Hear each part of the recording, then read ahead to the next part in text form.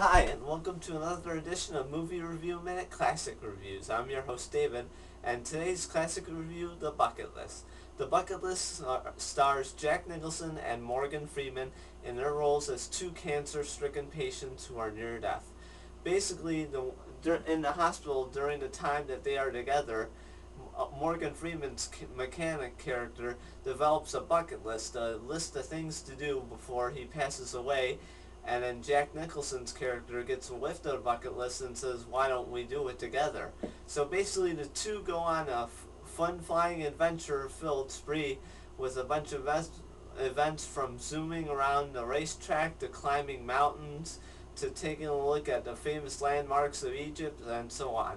This movie really has a great chemistry. Jack Nicholson and Morgan Freeman work very well together. And I know that some of the criticism from other critics and stuff, not to backstab them, has come pretty harsh about this movie, but I think this movie actually deserves more credit than it's been actually given. Because it's such a great movie. It's heartwarming, it's touching, and it's everything a movie should be.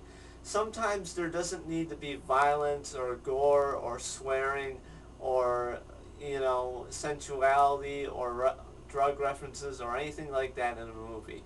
Sometimes it just needs to be a basic subject like this. And this movie just pretty much has it all when it comes to that. It has loving and a caring subject.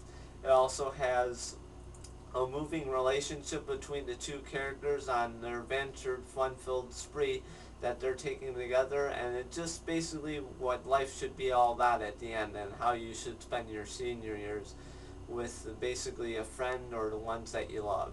So, in that being said, this movie gets a well-deserved 4 clap stars.